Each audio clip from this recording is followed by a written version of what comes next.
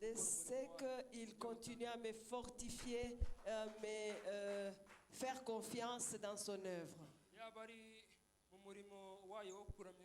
Que ce soit dans le ministère de louange et d'adoration, que ce soit dans la musique, là où il continue à me donner vraiment des responsabilités, et je en suis infiniment reconnaissant. Et même ce privilège, cette grâce qu'il me donne de nous partager la parole, je le bénis. Et c'est vraiment quelque chose de très important pour moi. Et je le bénis pour ça. Et sans plus tarder, nous allons entamer notre message. Et pourquoi, au fait, ce message? Pourquoi ce thème? Parce que vous savez, dans la vie ordinaire, la plupart des gens, la plupart d'entre nous, nous fixons des objectifs. Et tout dépend de là où tu veux arriver dans la vie. Que ce soit dans les études, que ce soit dans le travail, que ce soit là où tu veux que ta famille arrive. Nous nous fixons des objectifs, nous nous donnons des buts. Et tout dépend de là où tu veux projeter ta vie. Et parfois, nous arrivons à atteindre nos objectifs. Mais vous savez, il y a quelque chose qui fait toujours mal, qui est toujours dommage quand on n'arrive pas à atteindre ces objectifs.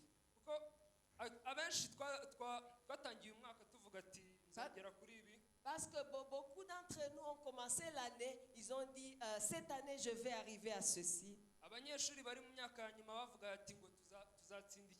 Les étudiants qui sont à la dernière année, ils se sont fixés des objectifs de réussir les examens d'État.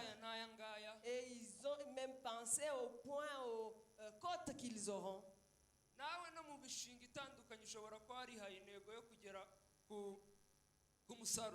Peut-être toi aussi, avec différentes responsabilités que tu as, tu t'es fixé aussi des objectifs. Mais ce qui ferait mal, c'est quand tu n'arrives pas à ces objectifs.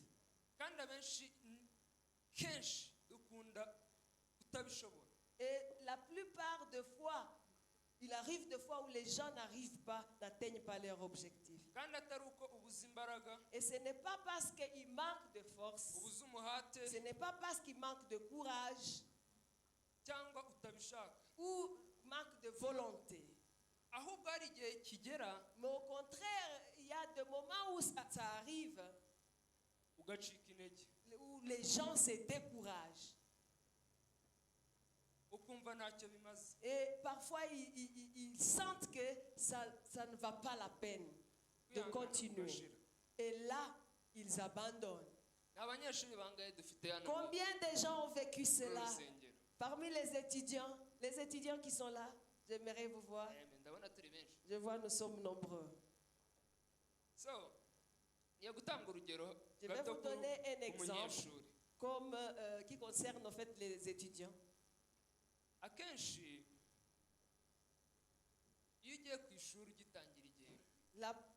Souvent quand on commence en fait l'année, nous les étudiants,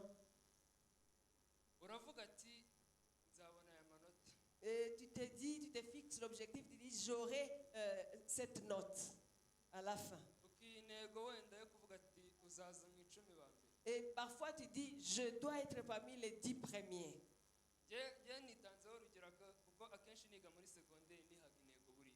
En fait, moi je peux donner mon exemple. Souvent quand j'étais à l'école secondaire, je me fixais l'objectif chaque année.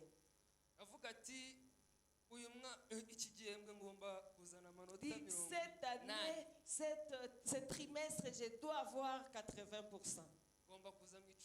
Je dois être parmi les 10 premiers. Et quand le trimestre commence, je vais vraiment faire beaucoup d'efforts, prendre bien les notes. Et pas de blagues, pas de blabla. Je suis. Tu ne peux pas me déranger. Je te chasse. Et après une semaine, 2 semaines, 3e semaine, je commence à m'endormir, faire dormir grasse matinée.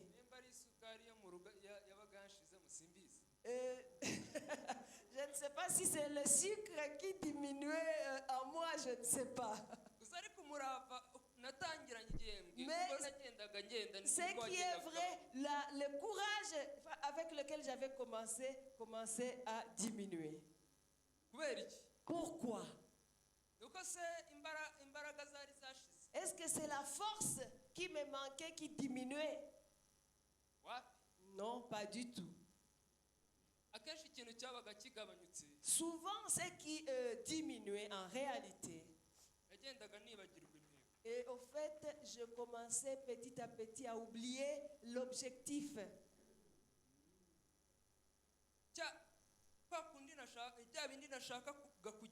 L'objectif que je m'étais fixé avant, ça disparaissait, ça s'envolait de plus en plus. Et après, je commençais à me fatiguer et à me décourager. Et parfois, il m'arrivait de penser pourquoi je travaille, pourquoi je me fatigue. Est-ce que c'est seulement les places là des vieux? Vous savez, il arrive des fois où même dans l'œuvre de Dieu, nous vivons ces choses. Tu as bien commencé ton voyage. Tu es un bon chrétien. Un bon chrétien qui sert le Seigneur, qui prêche la bonne nouvelle, qui fait ceci ou cela pour Dieu. Mais il arrive des moments où dans les problèmes, tu abandonnes. Et tu commences à te dire, pourquoi je me fatigue? Pourquoi continuer à souffrir? Et souvent tu le trouveras. Tu verras que c'est au fait l'amour pour ces choses-là qui a diminué en réalité. Comme c'est l'exemple que je viens de vous donner. Et au fait, je me faisais l'objectif pour arriver à des choses. Et au fait, en réalité, je n'aimais pas en réalité même ces études-là, même ces choses que je me fixais. Et je me forçais au fait.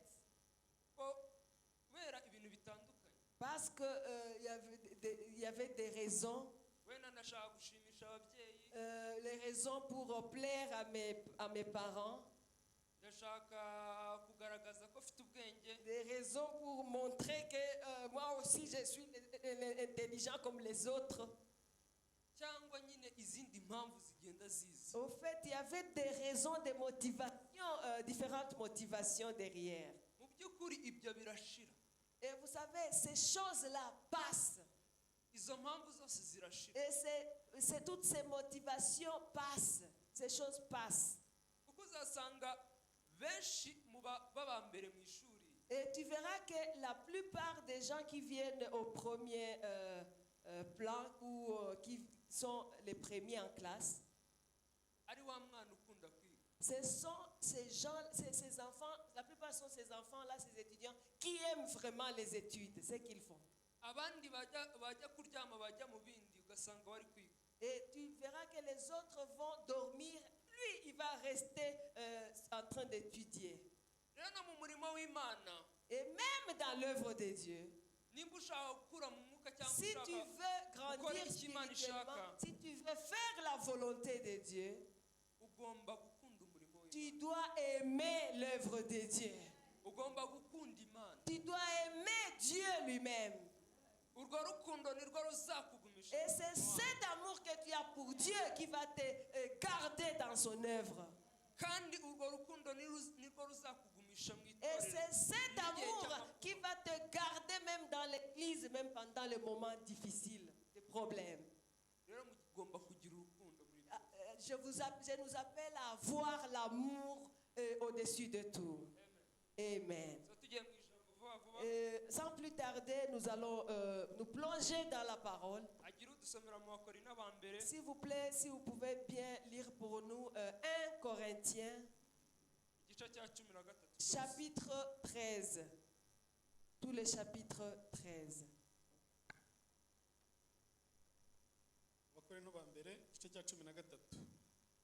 Nubwo navuga indimi z'abantu n'iz'abamarayika ariko singira urukundo bampindutse nk'umuringa uvuga cyangwa icyuma kirenga. Kandi nubwo nagira impano yo guhanura nkamenya ibihishwe byose n'ubwenge bwose, kandi nubwo nagira kwizera kose nkabasha gukuraho imisozi ariko singira urukundo ntacyo mba ndicyo. Kandi nubwo natanga ibyanjye byose ngo ngaburire abakene ndetse nkitanga ubwanjye ngo nkwikwe ariko singira urukundo ntacyo byamarira. Urukundo rurihangana rukagira neza, urukundo ntirugira ishyari, urukundo ntirwirarira, ntirwihimbaza, ntirukora ibiteye isoni, ntirushaka ibyarwo, ntiruhutiraho, ntirutekereza ikibi ku bantu, ntirwishimira gukiranirwa kw'abandi ahubwo rwishimira ukuri, rubabarira byose, rwizera byose, rwiringira byose, rwihanganira byose. Urukundo ntabwo ruzashira. Guhanura kuzarangizwa no kuvuga izindi ndimi kuzagira iherezo, ubwenge nabwo buzakurwaho, kuko tumenyaho igice kandi duhanuraho igice. Ariko ubwo igishyitse rwose kizasohora, bya bindi bidashyitse bizakurwaho. Nkiri umwana muto navugaga nk'umwana muto, ngatekereza nk'umwana muto, nkibwira nk'umwana muto, ariko maze gukura mva mu by'ubwana. Icyakora none turebera mu ndorerwamo ibirorirori, ariko icyo gihe tuzarebana duhanganye mu maso. None menyaho igice, ariko icyo gihe nzamenya rwose nk'uko namenywe rwose. Ariko nanone hagumyeho kwizera n'ibyiringiro n'urukundo, ibyo uko ari bitatu, ariko ikiruta ibindi ni urukundo. Amen. Applaudissons pour le roi de rois.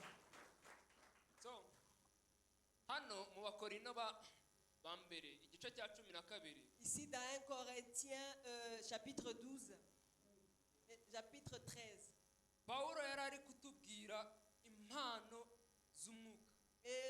Et l'apôtre Paul était en train de nous parler de dons spirituels. Et il a commencé par le chapitre 12. Et arrivant dans le chapitre 13, et il leur a dit que tous ces dons spirituels, sans l'amour, avoir tous ces dons sans l'amour, il n'y a pas de raison d'être, ça n'a pas de raison d'être.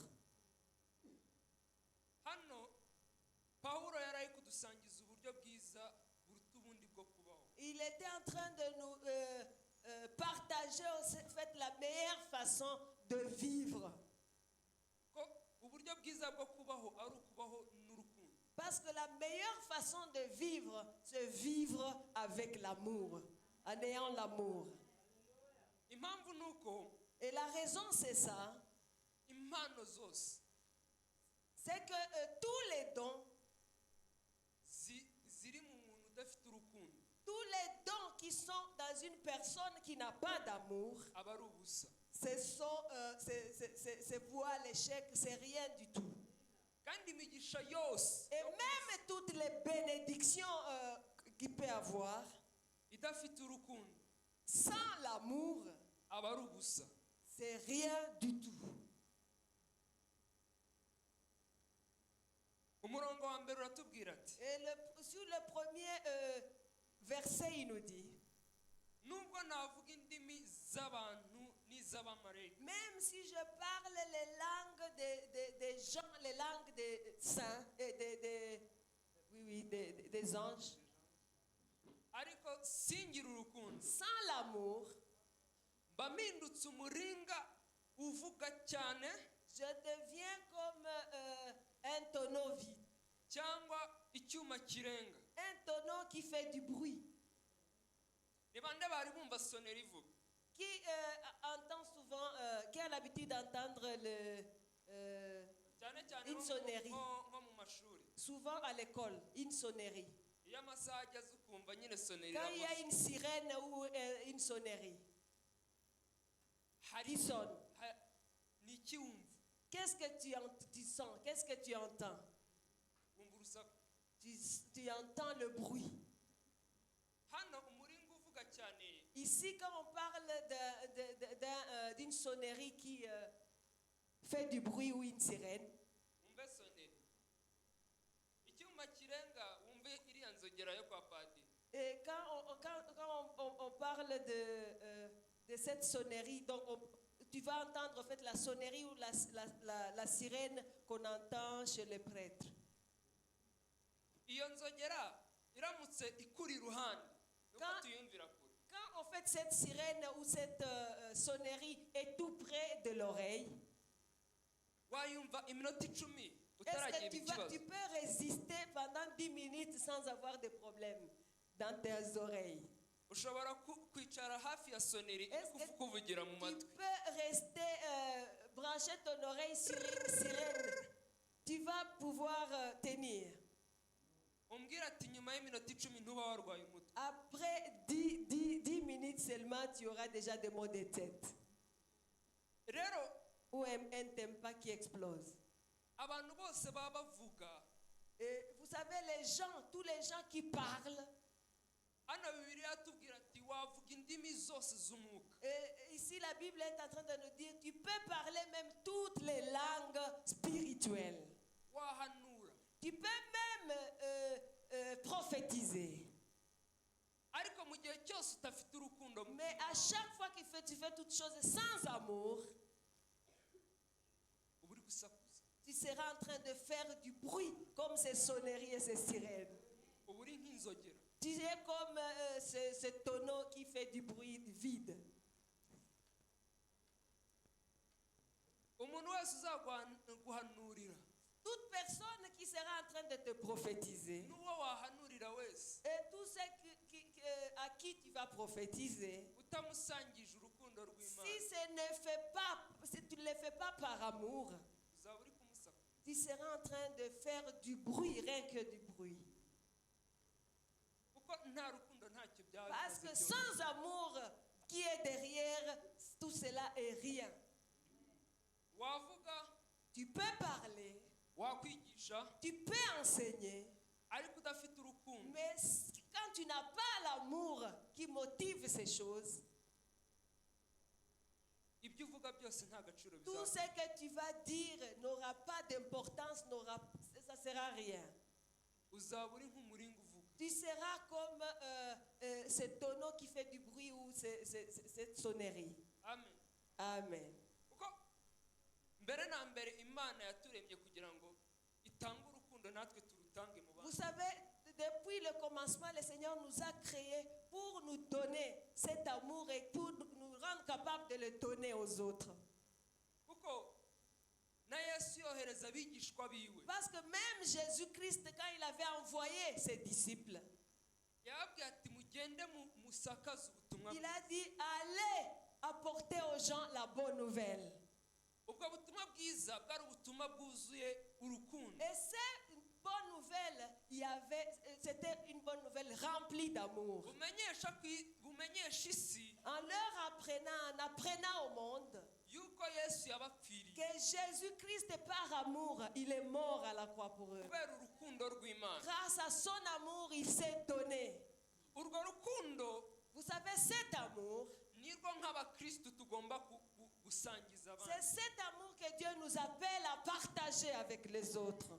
kandi urwo rukundo ntiwarubona utarukuye ku Et mana cet amour, tu ne l'auras jamais si tu ne l'as pas de Dieu. kuko wakwitanga mu buryo Parce que butangaje tu peux beau te donner d'une manière ou d'une autre. watanga ibiri mu mufuka Tu peux même prendre tout ce qui est dans ta poche, tes possessions, tu les donnes aux gens. ariko utabikoranye urukundo Mais quand tu n'es pas motivé par l'amour, ce n'est pas l'amour le moteur. utabikoranye urukundo ufitiye imana Quand tu n'es pas motivé par l'amour que tu as pour Dieu, cyangwa urukundo ufitiye mugenzi ou wawe l'amour que tu as pour les autres, kubera izindi mpamvu mais tu les fais à cause parce que tu es motivé d'autres choses, ibyo byose bizakubera ubusa tout cela, ça sera rien du tout devant toi. ko tuvugisha ukuri Vous savez, qu'on se dise la vérité. nzakubwiriza Je vais te prêcher. nzagusangiza ubutumwa bwiza Je peux bien te partager la bonne nouvelle. nakwereye imbuto y'urukundo Si je ne porte pas de fruits d'amour à moi, ntagufasha muri cya gihe ucitse intege si je ne viens pas à ton secours pendant le moment où tu as des problèmes, cyangwa mbona ushonje sinkugaburire pendant que tu es en train de mourir de faim, je te vois, je te laisse tomber. ubwo butumwa ukazabwumva Est-ce que ce message que je t'apporte, tu vas l'écouter? Pas du tout. cyangwa uzabona ndi umutekano Ou tu vas voir à moi un muteka mutweke ou un escroc. kuko abenshi Parce que vous savez, la plupart des gens, abenshi bavuga ati babwira bavuga abavugabutumwa parce que la plupart des gens, quand ils parlent des serviteurs de Dieu ou des évangélistes, bakababwira ati ngo ni abatekamitwe kubera iki ils parlent en disant que ce sont des escrocs. Pourquoi? ko bababonye babigisha Parce qu'ils leur ont vu les enseigner ariko babacaho mu modoka batanagize icyo bahamarira et ils ont passé par eux, mais ils n'ont pas vu leurs fruits d'amour. Ils sont passés sans leur secourir dans le problème. hari inkuru umubyeyi wacu ajya duha Vous savez, il y a une histoire, une nouvelle que notre parent nous partage souvent. y'umugabo wari umukire Et nos parents me partagent souvent, c'est d'une personnalité qui a été riche, qui est vraiment riche dans ce monde. yari agiye mu nama En fait, il était dans la Réunion un jour. arangije ahura na mayibo bari mu nzira Un jour, il s'est rencontré avec un maïbobo sur la route. mayibo biramubwira Pendant qu'il allait dans la Réunion. bose ko nshonje Et le maïbobo lui a dit, l'enfant de la rue lui a dit, j'ai vraiment faim. bose ndashonje Boss, ndebera j'ai kuri uyu munsi. vraiment faim. Regarde un peu ce que tu peux faire pour moi. umujyi aramubwira ati puh Et le riche l'a dit, Pouh, imbere ngenda ariko quitte ces lieux, va loin de moi. mayibo biramureba Et le petit maïbobo, l'enfant de rue, il a regardé.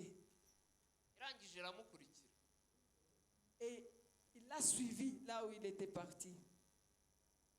hahandi yari agiye mu bantu biyubashye À ce moment-là, il se rendait dans la Réunion, dans l'endroit où il y avait vraiment des gens, des personnalités importantes, ubona bambaye amakoti qui étaient tous tous bien abagabo habillés. biyubashye C'était vraiment une grande réunion des gens kuko turi aha ngaha vraiment importants, comme nous sommes là, comme vous êtes là.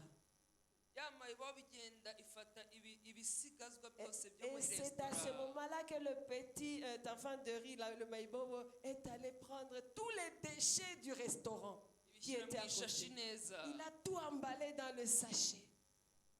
reba ahantu yari ari neza hafi Il a, y'idirishya il a surveillé le type, il a regardé là où il était assis, juste à côté de la fenêtre. bigera bimutera bimuzura Il y a tout jeté sur lui. bimuzura ku ikoti rye ryose Et tous les déchets du restaurant étaient sur son costume. abantu bose uribaza ukuntu bamureba Vous vous imaginez comment tous les gens s'étaient tournés vers lui pour le regarder, étonnés. batangiye kwibaza icyabaye Et les gens se demandaient qu'est-ce qui s'est passé?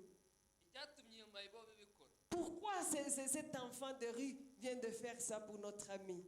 kandi mu by'ukuri basi iyo ayiha nka 500 cyangwa ijana Et pourtant on s'est dit cyangwa 200 s'il lui avait au moins donné peut-être même quelques pièces ou 200 francs,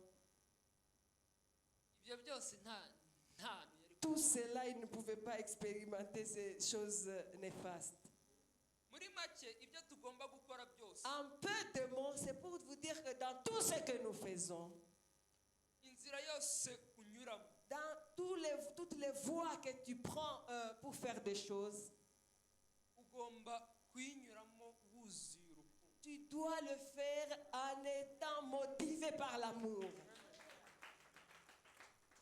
kuko urwo rukundo nirwo ruzatembera n'abandi Parce que cet amour que tu portes en toi, c'est ce qui va contaminer les autres et les bénir.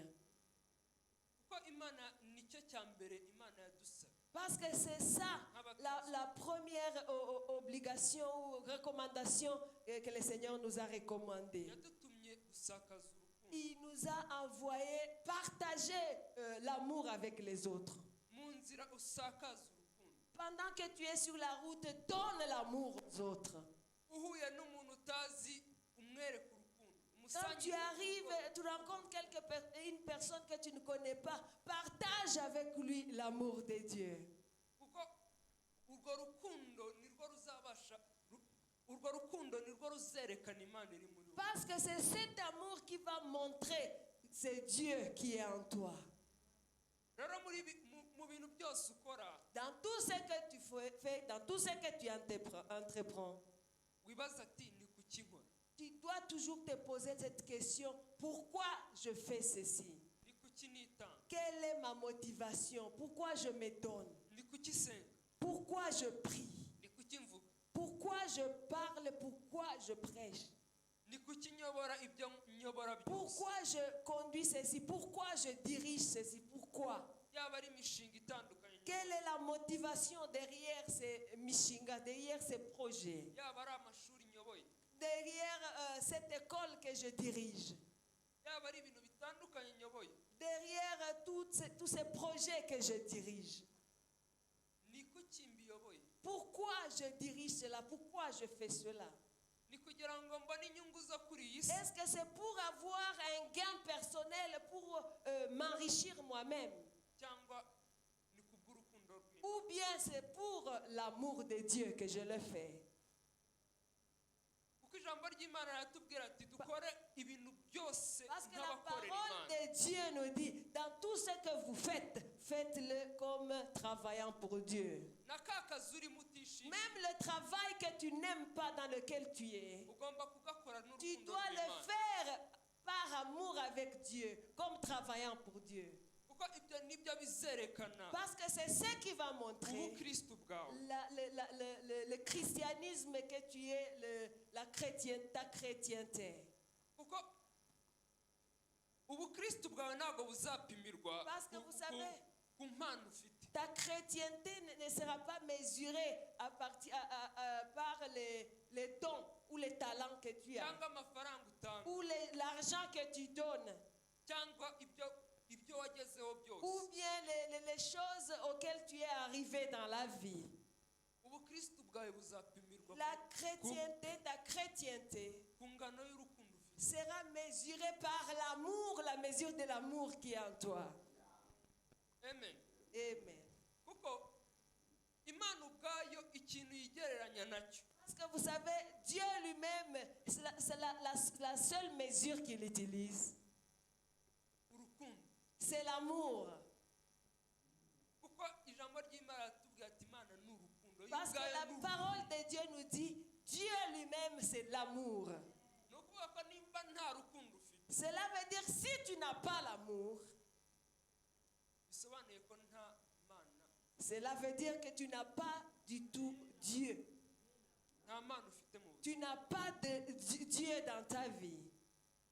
Umurongo wa 4 uratubwira ati Et le verset 4 nous dit, muri rya jambo ry'Abakorinto igice cya 13 toujours dans 1 Corinthiens 13, ngiye kubasobanurira icyo urukundo icyo ari cyo. il nous explique ce que c'est que l'amour. Kuko abenshi iyo tuvuze urukundo twumva gukundana Parce que nyine byiyumviro. la plupart des gens, quand on parle de l'amour, ils croient que ce sont ces sentiments-là, c'est limité aux sentiments ou les émotions. Hano haravuga ati urukundo rurihangana. Ici, on nous explique bien l'amour patiente. Rukagira neza. L'amour fait du bien. Urukundo ntirugira ishyari. L'amour n'envie pas. Urukundo On n'est pas jaloux. ntirwirarira. L'amour ne se vante point. Ntirwihimbaza. L'amour ne s'élève point. Ntirukora ibiteye isoni. L'amour ne fait pas des choses honteuses. Ntirushaka ibyaro. L'amour ne se fait pas des gains personnels. Ntiruhutiraho. L'amour ne fait pas du mal quelconque. Ne se met pas en colère. Ntirutekereza ikibi ku muntu. L'amour ne pense jamais du mal de l'autre. Ntirwifuza gukiranirwa kw'abandi. L'amour ne cherche pas le mal pour les autres ou bien le péché chez les autres. Ahubwo rwishimira ukuri. Au contraire, l'amour élève la vérité. Rubabarira byose. L'amour pardonne tout. Rwizera byose. L'amour fait confiance. Rwiringira byose. L'amour persévère. Rwihanganira byose. L'amour patiente. Hano Pawulo Ici, Paul, yagerageje gusobanura yari ari kumvisha abantu yuko il était en train d'expliquer en voulant montrer aux gens, faire comprendre aux gens. iyo tuvuze urukundo si ibyiyumviro gusa. Quand nous parlons de l'amour, ce n'est pas les émotions. Urukundo ni ibikorwa. L'amour, c'est l'œuvre manifestée. Kuko mu mbuto z'umwuka Parce que vous savez, dans les dons spirituels, zose zihagariwe n'urukundo. les dons spirituels sont tous motivés, doivent être motivés par l'amour. Ils sont représentés par l'amour. Aravuga ati urukundo Il dit l'amour ntirugira ishyari. n'envie point. Ni ukuvuga ko mu bintu Ne byose fait pas de jalousie.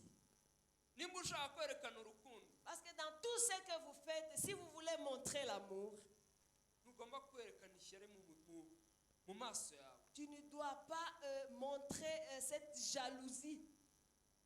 Tu ne dois pas manifester cette jalousie. Kuko nimba ugirira ishyari mugenzi Parce que wawe si tu es jaloux contre ton prochain, bisobanuye ko nta rukundo mufitiye. cela veut dire que tu n'as pas d'amour pour lui.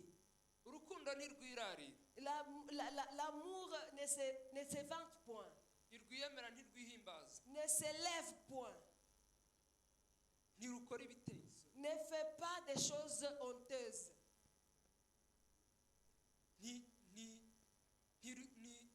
ntirushaka kwiyuzaho ibyarwo.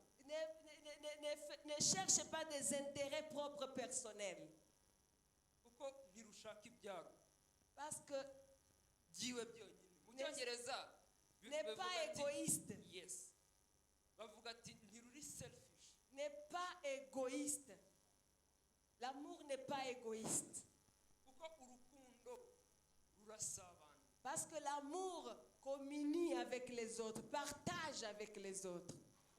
Urukundo aho kugira ngo rugirire ishyari Au lieu d'avoir la jalousie, envier les choses d'autrui, rwifuza iterambere ry'abandi. on veut que les gens continuent à aller de l'avant, les autres.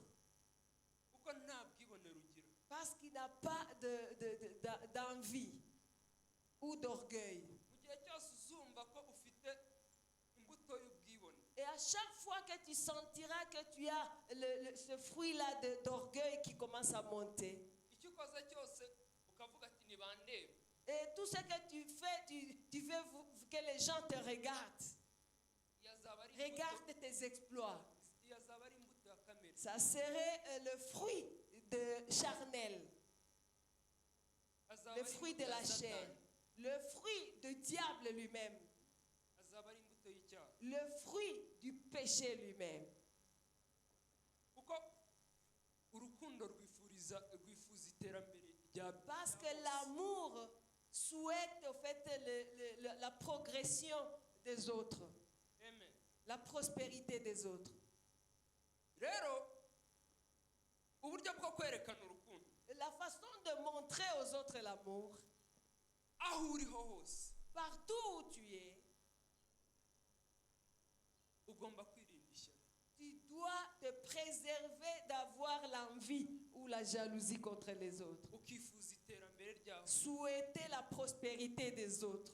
Nimba uri mu kazi Même si tu es au travail, au lieu de travail, wifuze guteza imbere abo mukorana, fais tout pour encourager les autres pour qu'ils aillent de l'avant. aho gushaka kubasimbura, Au lieu de chercher à prendre leur position. aho gushaka kubavana mu nzira, Au lieu de chercher à les mettre à côté pour que toi tu prennes la place. bateza imbere, Pousse-les, mets-les au devant, ubigishe, enseigne-les, ubashyigikire, soutiens-les. kuko byose Parce que tout cela birakugarukira. va te revenir. Alléluia. Amen.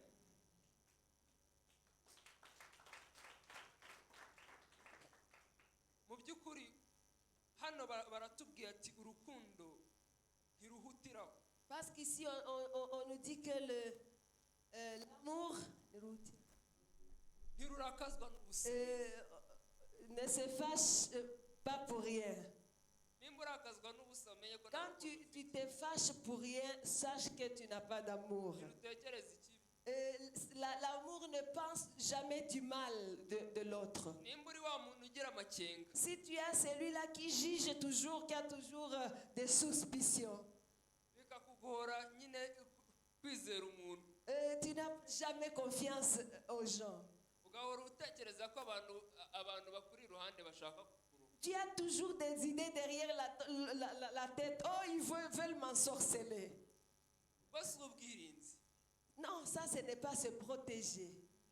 Iyo ni imbuto y'icyaha C'est le manque d'amour. C'est un fruit du péché yerekana ko udafite kwizera, qui montre que tu n'as pas la foi, la confiance aux autres. udafite urukundo Tu n'as rw'abandi. pas l'amour pour les autres. Kuko yaba ufite urukundo Parce que si tu avais l'amour, wari gusabana nabo, tu pouvais partager avec les autres, communier avec les autres. ariko kuko nta rukundo Mais parce que tu n'as pas l'amour, uravuga ati dore ari kundeba nabi. tu dis, ah, il est en train de me regarder avec un mauvais œil. Celui-là. Ejo bundi nimba ndi mu nzira zantega, Si je me mets à côté de lui, il va me faire du mal. akuzanira impamba uvuga ati yanjye, Il va t'apporter un présent, tu vas dire, ah, il veut m'ensorceler. uvuga ati arashaka kumutora none. Ah, il veut maintenant me tuer, me supprimer. Ibyo byose ni ibyerekana urukundo ruke, Toutes ces idées-là, ce sont les témoins d'un manque d'amour. cyangwa ukaba udafite ububasha bwo kubabarira. Ou bien tu n'as pas la possibilité de pardonner. kuko akenshi abantu iyo umuntu yagukoreye ikibi Parce que souvent, ce qui se passe chez les gens, quand on te fait du mal, uravuga ati njyewe ntacyo nakoze tu dis, ah, moi je n'ai rien fait. yandenganyije Il m'a... yandenganyije il m'a fait de l'injustice. ntacyo namutwaye Je ariko ne lui ai rien fait. ngiye dore ibintu Mais yankoze il est vraiment injuste. Regarde ce qu'il a fait. atagusaba imbabazi bikakubyimbira Et quand il ne te demande pas pardon, tu continues à gonfler contre lui. noneho aho kugira ngo uzanamubabarira umujinya umufitiye ukagenda wiyongera umunsi Au lieu de prendre l'avance pour le pardonner, la colère commence à monter en toi, au jour le jour. wazaza umubona hariya ugaca ahangaha Et quand tu le verras, par exemple, quelque part là, toi, tu prends l'autre route, tu passes par là. icyakoze cyose ukumva kirakubabaje Tout ce qu'il fait, tu as mal. Tu sens vraiment en toi, tu as la colère. icyo agezeho cyose ukumva ishyari rirazamuka Quand il arrive à quelque chose de bien, tu sens la jalousie. Tu lui souhaites même la mort. kubera iki kuko utamubabariye Pourquoi? Parce que tu ne l'as jamais pardonné. ubabarire Pardonne-lui, prends le devant pour le pardonner. Même s'il t'a fait du abakristo mal. bariya mugomba kugira imbuto y'urukundo Bien-aimés, nous qui sommes là, nous devons avoir le fruit de l'amour. kuko imbuto y'urukundo Parce que le fruit de l'amour, niyo izasimbura imbuto y'icyaha mu buzima c'est ça qui vient prendre en fait la place de ce fruit-là du péché qui doit quitter ta vie. amen Amen. reka mbaye exercice ya buri munsi Je vais nous donner un exercice de tous les jours. numara gusoma Après avoir lu, kuva ku murongo wa 4 kugeza ku wa 7 à partir du verset 4 jusqu'au verset 7, usimbuze ijambo urukundo n'izina ryawe tu vas remplacer le mot amour avec par ton nom. uvuke njyewe yewe Tu vas te réveiller, tu dis, chaque jour quand tu te réveilles, tu dis, moi, Eliel, moi, Marie-Jeanne, Eliel Marie-Jeanne, arihanga Marie-Jeanne patiente,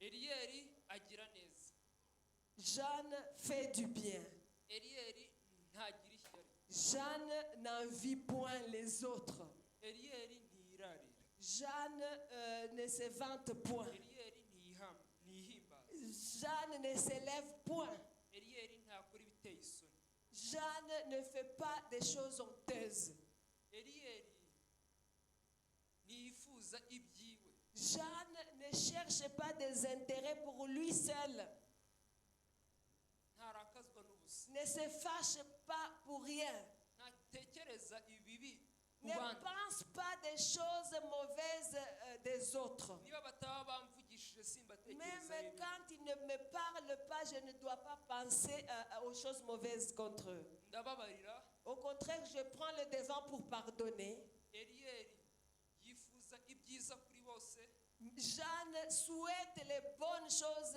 la prospérité pour tous, pour les autres. Elle fait confiance aux autres. aririmbira Elle persévère quand les autres lui font du mal. n'ibindi byose Et tout le reste, elle patiente. aho ibyo byose nukomeza kubyibaza uzaza ureba nimba ari byo Et à chaque fois Ubuzima bwa que buri tu munsi. penseras à cela, tu penses si c'est ce que tu fais tous les jours. mu byo ukora byose Dans tout ce que tu fais, uzaze wirefera kuri aya magambo réfère-toi à ces paroles. kuko uku nguku niko imana ishaka ko tuba Parce que c'est ce que Dieu veut que nous fassions, nous mettions en pratique. izi ndangagaciro nizo imana idushakaho mu C'est buzima ça bwacu bwa la buri munsi recommandation de Dieu pour notre vie de tous les jours. Niko- Avoir ces valeurs. uko nguko niko ugomba kwitwara kwitwara ku bavandimwe bawe. C'est comme ça que nous devons vivre pendant que nous vivons avec les membres de nos familles. Yewe n'abanzi bawe. Même avec nos ennemis. Na wa muntu utagushakira icyiza Même avec les gens là, tu sais très bien qu'ils ne cherchent pas du bien chez toi.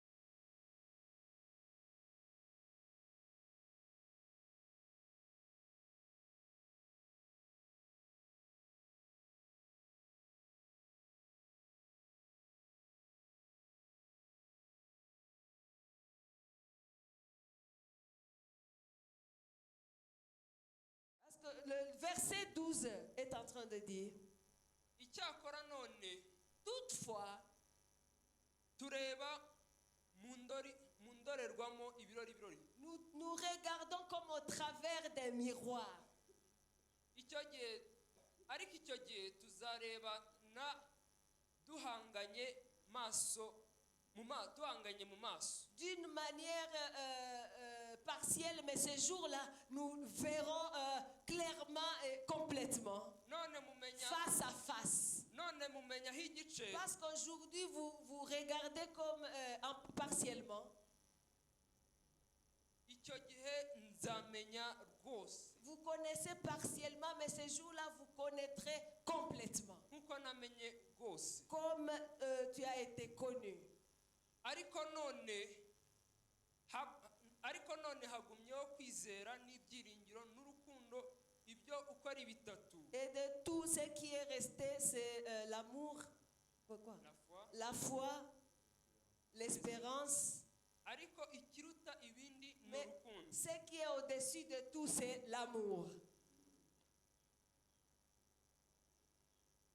hano pawulo yarangije avuga ati Ici, Paul a terminé en train de dire, abahanuzi vous savez, les prophètes n'abanyabwenge et les intelligents, tous, bose bazajya ils passeront aussi. ibyiringiro byose ufite ubu ngubu La confiance que tu as mis en ces gens, ces prophètes, bizarangira ça va passer. ikintu cyonyine kizasigara C'est la seule chose qui va rester demeurer. ni urukundo rw'imana C'est l'amour de Dieu. Alléluia, manifesté. amen kuko urukundo ruhoraho Parce que l'amour est éternel. hano bisobanura yuko Ici, cela est expliqué. ku murongo wa nyuma haravuga ati Au ariko dernier none verset, il dit, ariko none mais maintenant, hagumyeho kwizera ce qui demeure, c'est la foi. nitugera mu ijuru Parce que si nous arrivons au ciel, ibyiringiro vous savez, la confiance, ibyiringiro no kwizera la confiance, kwizera l'espérance et la foi, bizahinduka kureba ça va, bizahinduka kureba mu maso ku maso ça va se manifester pendant qu'on sera face à face. Face à face avec Dieu. kuko ubu ngubu kugira ngo ugume mu nzira ya nyayo Parce que maintenant, pour que tu restes dans la bonne voie, turasabwa kwizera on nous demande d'avoir la foi, l'espérance. kwizera mu byo tutabona L'espérance dans les choses qui sont invisibles, qu'on ne voit pas. kwizera mu bikorwa utabona Les choses invisibles que tu ne vois pas. utabonana n'amaso ku Les yandi choses, nous espérons dans ce qui arrivera, mais qu'on ne voit pas.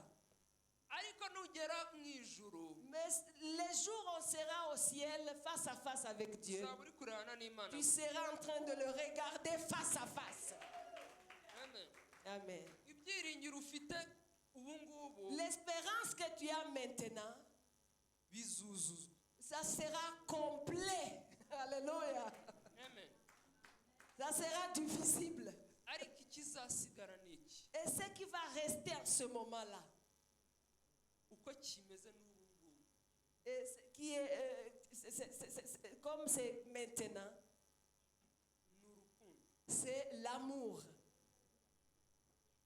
kuko imana mbere na mbere nk'uko nabibabwiye imana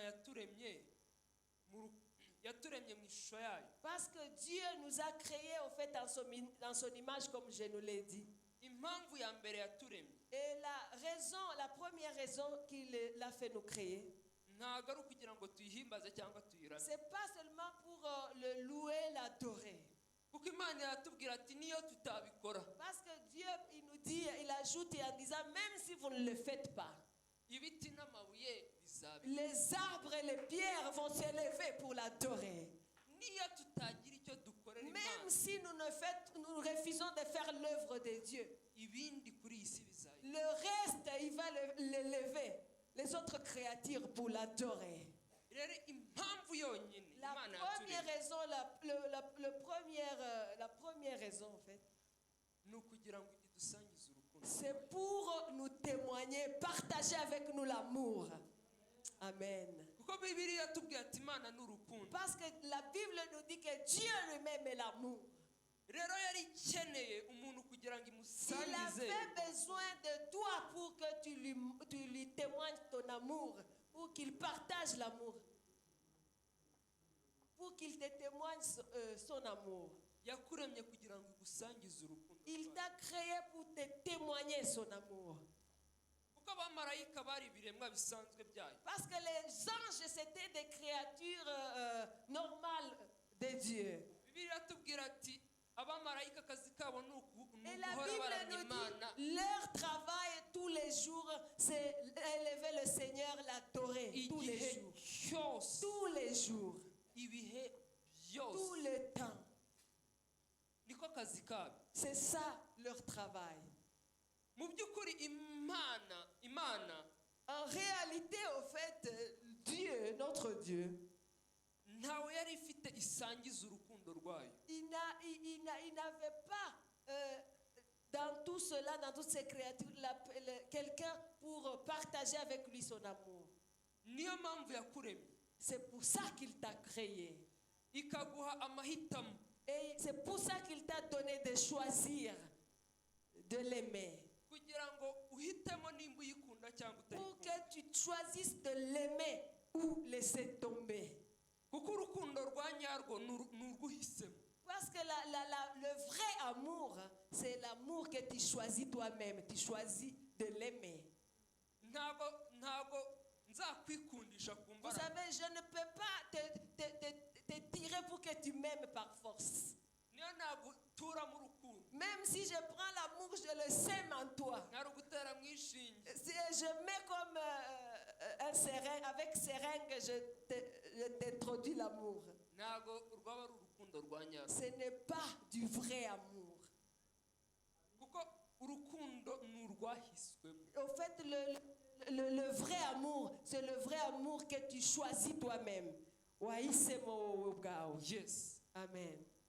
rero urwo rukundo bibiliya tubwira ko nitugera mu ijuru La Bible nous dit quand on arrivera au ciel, tuzicarana n'imana nous nous asserrons avec Dieu, dusangire partageant avec lui d'éternité en éternité. nka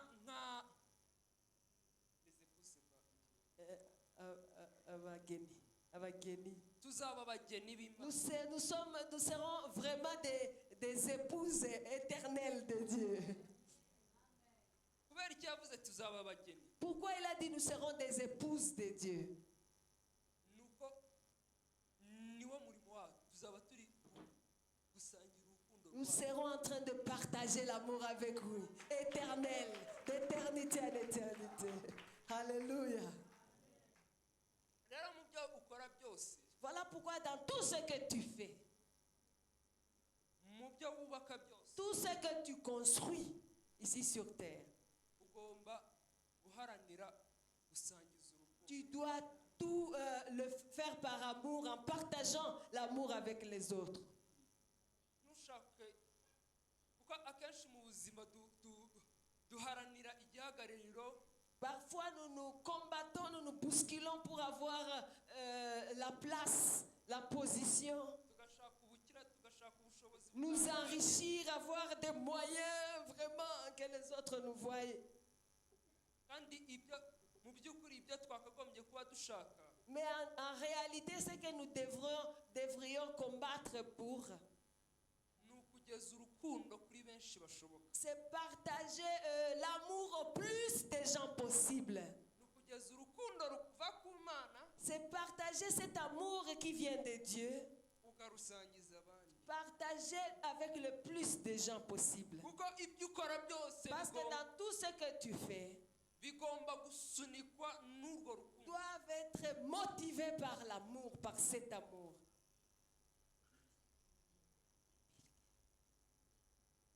mu byo ukora byose ugomba Da- kubikorana n'urukundo Dans tout ce que tu fais, tu dois faire motivé par kuko l'amour. nta rukundo ntacyo wageraho. Sans l'amour, y a pas, n'auras rien du tout.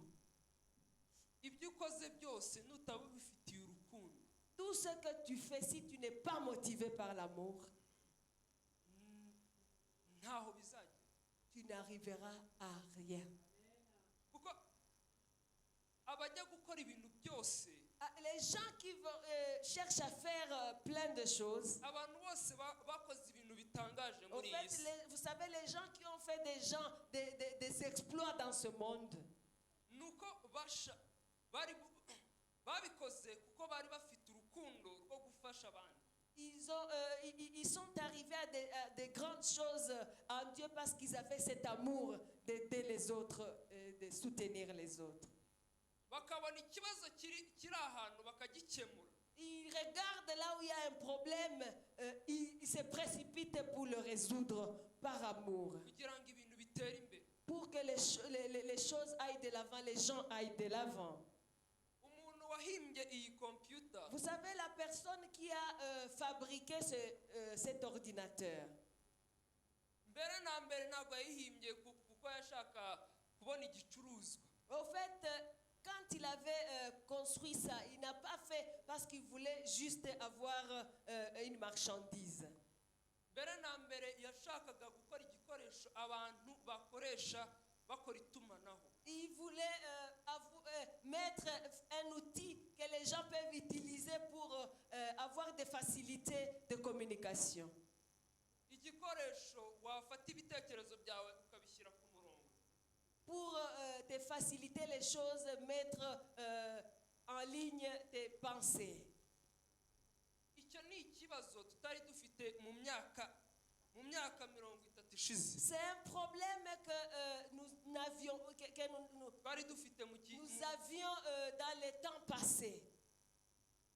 kera kugira ngo wohereze ubutumwa Parce qu'avant, pour communiquer avec les autres, les gens dans le monde entier, buve hano bugere muri Amerika, d'ici par exemple jusqu'en Amérique, wagombaga kwandika ibaruwa ikagenda amezi 6 tu pouvais écrire une lettre, tu l'envoies pendant 6 mois pour que ça arrive. ikakugarukira nyuma y'andi mezi 6. Et il va encore écrire après 6 mois encore. Et c'est là que tu reçois. uyu mubyeyi wanjye niwe wajya kumbwira ati igihe yari ari kwiga hanze. Ma mère ici me parlait quand il était allé étudier à l'extérieur. yakumburaga ababyeyi be akabandikira ibaruwa. Et quand ses parents lui manquaient, il leur écrivait la lettre. iyo baruwa ikava mu Bubiligi no muri Afurika. Ça allait de la Belgique, Afrique. ikabageraho nyuma y'amezi 6 cyangwa 7. Ça leur arrivait après 6 mois. nabo bakamwandikira Et akamusubiza aussi, bikongera bifata y'amezi 6. et ça prenait encore d'autres mois pour l'atteindre. icyo yashaka kubabwira nimba ari n'ikibazo cyari kuba cyararangiye. En fait, le message qu'il voulait leur informer, c'est tout changeait, tout finissait avant même que la lettre n'arrive. nimba yari kuba narwaye yari kuba yarakize cyangwa S'il était byararangiye. malade, il avait besoin d'argent à ce moment-là, même la maladie pouvait la tuer ou bien se résoudre ariko ubu ngubu pendant que la lettre était en route. ariko ubu ngubu Mais maintenant, ni amasegonda. c'est seulement des secondes et la communication s'est faite. Alléluia. Amen. wandika ibaruwa mu kanya gatoya Tu écris la lettre dans quelques minutes, ikaba yageze ku ushaka. ça arrive. ubu ngubu dufite n'imbuga nkoranyambaga. Et maintenant, on a même des réseaux sociaux. ubu muvugana murebana gutya. Maintenant, tu parles avec la personne comme ça, face à face. Quelqu'un qui est en Amérique. ibyo byose Dans tout ça, byahimbwe n'umuntu washakaga gukemura icyo kibazo. tout ça a été résolu par quelqu'un qui voulait résoudre en fait ce problème-là. kandi ni nako imishinga yose itangira, Et imishinga c'est comme ikomeye. ça que tous les projets commencent. bahera ku kibazo On commence par un problème, bakagishakira igisubizo, tu cherches la solution à ce problème. ubundi amafaranga akaza biherekeje. Et après, l'argent vient en suivant cela. Nimba ushaka gukora business uzahera. Si tu cherches à faire des business, c'est comme ça que tu commences. Uzabanza urebe ikibazo kiri aho. Tu regardes d'abord les problèmes qui sont dans ta société. Ugikemura urebe niba hatagwa amafaranga. Et tu vas chercher à le résoudre et tu vas voir si l'argent ne va pas suivre. Ariko ibyo byose Tout ça, icyo kibazo uzifuza kugikemura kubera iki? tout ça, pourquoi qu'est-ce qui va te motiver pour résoudre ces problèmes? Bizaterwa n'urukundo ukunda iyo Tout sosiyete. doit être motivé par l'amour que tu as pour ces gens-là. Urwo rukundo nirwo ruzagusunika gukemura ibyo bibazo. C'est cet amour que tu as qui doit te pousser à résoudre ces problèmes. Nirwo ruzagukoresha n'ibindi bitangaza. Et c'est ce qui va faire que tu arrives à des grands miracles. Kuko ibintu bikomeye Parce que les grandes choses, biza mu gutemba ku rukundo. les exploits viennent parce que l'amour est en train de se répandre. Uzagera ku bintu bikomeye mu Tu buzima bwawe arriveras à des grandes choses dans ta vie bitewe n'urukundo werekanye mu grâce à l'amour que tu as montré, que tu as laissé répandre. kuko urukundo niyo essence idusunika mu byo Parce que dukora. l'amour, c'est ça le moteur, c'est ça même l'essence qui doit nous motiver à faire toutes choses. Natangiye mbabwira ati J'ai commencé par vous dire ceci. natsindwaga mu ishuri atari uko mbuze imbaraga. J'ai échoué à l'école pas par manque de force, ahubwo ari uko nanze gukunda ayo masomo. mais c'est parce que tout simplement je n'aimais pas les études. Rero no mu buzima bwawe bwa buri munsi Même toi aussi, dans ta vie de tous les jours, nimba ushaka kugira icyo ugeraho si tu veux arriver à quelque chose dans la vie, ugomba kugikunda. tu dois commencer par l'aimer. Nimba ushaka ko Aimer ce que tu fais. nimba ushaka ko umushinga wawe utera imbere Si tu veux que tes business aillent de l'avant, ugomba kuwukunda. tu dois aimer ce que tu fais, tes business. nimba ushaka ko uzamurwa mu ntera mu Si kazi tu kawe veux être élevé dans ton travail, ugomba kugakunda tu dois faire ce travail-là avec amour. ugagakorana urukundo. Tu dois le faire avec un amour. nimba L'amour ushaka de ko Dieu. imana iguhembera umurimo Si uzaba tu uri veux gukora ahangaha que Dieu te bénisse dans l'œuvre que tu fais ici, cyangwa umurimo uzaba uri gukora muri iyi si, même dans Yo. toute œuvre que tu fais partout dans le monde entier, ugomba kubikorana n'urukundo. tu dois le faire avec amour. kandi nta handi uzakura urwo rukundo, Et tu ne peux pas trouver cet amour ailleurs. uzarukura ku Mana. Tu le trouveras chez Dieu. Amen. kuko urukundo rutemba ruza muri twebwe natwe L'amour tukarusakaza abandi. se laisse répandre en venant de notre cœur et nous le partageons aux autres. niyo mpamvu yo gusenga. C'est ça la raison pour laquelle nous devons prier pour avoir cet amour. ugomba gusenga ugasaba imana ikakuzuza Tu urukundo, demandes à Dieu de te remplir de cet amour. ikakuzuza urukundo 100%. C'est de remplir 100% de son amour. urwo nirwo uzashyira mu kazi kawe. C'est cet amour que tu vas mettre dans ton travail et ton travail ira très bien. urwo rukundo nirwo uzashyira mu masomo yawe C'est ce que tu vas bikagenda. mettre dans tes études et les choses iront bien. urwo rukundo nirwo uzashyira mu muryango wawe. C'est ce que tu vas ugakura. mettre dans ta famille et tous iront bien dans ta famille. uzashyira mu mwana wawe C'est ce que tu akabasha vas gukura, mettre, investir dans ton enfant. Il va bien grandir. akabasha kumenya imana, Il connaîtra Dieu dans sa vie. akabasha gusobanukirwa. Il ira très loin dans sa vie en connaissant Dieu. dusabe imana iduhe urukundo rutemba. Demandons à Dieu cet amour qui coule venant de nos cœurs et qui arrive chez les autres. ntidusabe urukundo rwo kwihaza gusa, Non, cet amour qui s'enrichit soi-même. iduhe urukundo rutemba muri byose. Non, l'amour qui coule de nos cœurs et qui arrive chez les autres. kuko n'uba ufite urukundo rutemba, Parce que si tu as un amour qui se répand, qui coule, ndakurahiye nta kintu kizakoreka. je te dis la vérité, tout sera facile. Tu arriveras très loin. Nous allons nous lever pour prier. urukundo nirwo ruduha imbaraga zo gukora buri kintu cyose dukora muri ubu buzima. C'est l'amour qui nous motive, qui nous donne même la force. C'est ça le moteur dans notre vie. nirwo rutubashisha mu byo dukora byose. C'est ce qui nous rend capables dans tout ce que nous faisons. urukundo nirwo rutubashisha. C'est ce qui nous rend capables, nous motive, nous font faire des choses. rero ugiye gusaba imana Tu vas demander à Dieu. urebe hahandi ucika intege. Tu vas voir là où tu te fatigues, là où tu abandonnes, tu sens que tu veux laisser tomber. hahandi hari ibibazo byakunaniye waburiye Tu te igisubizo. décourages. Là, tu regardes là où il y a des problèmes auxquels tu n'as pas trouvé de solution. usaba imana ikuzuza urukundo Demande à Dieu de te remplir de son amour.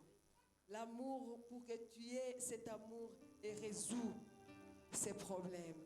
usaba imana ikuzuza urukundo Qu'il te remplisse de son amour zo gukora umurimo wayo nk'uko pour bikwiye. faire son œuvre comme il faut. usaba imana ikuzuza urukundo Qu'il te remplisse de son amour zo gukora akazi nk'uko bikwiriye. pour faire son œuvre comme il le faut. iguha urukundo Te donne l'amour rwo kwiga amasomo yawe nk'uko bikwiriye. pour travailler, faire tes études comme il le faut. iguha urukundo Te donne l'amour rwo guteza buri wese uri kuri iruhande imbere. pour faire prospérer les autres, encourager les autres.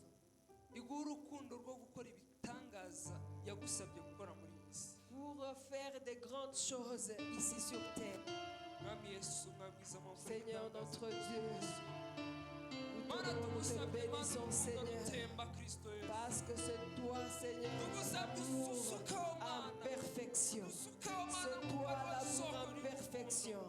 Nous te Mukora wa supplions soko Seigneur, nous te ry'ubuzima, demandons Seigneur. mana watubwiye ati Nous mana sommes turebe là mu ishusho Seigneur yawe kristo yesu ton peuple, et les mana troupeaux de ton turashaka pâture. mana Nous turangwe voulons nawe. vivre Seigneur parfaitement comme tu le watubwiye veux. ati mana Nous voulons vivre comme tu le veux watubwiye Seigneur. imimerere Motivé y'urukundo par kristo ton yesu amour. mana iyo mimerere turashaka mana mu buzima Et bwacu. seul ntabwo l'amour soit le dushaka moteur gukora amana parfait de ibiteye nos vies. isoni Sois le dushaka moteur kwirarira parfait Seigneur de dushaka nos actes. kwihimbaza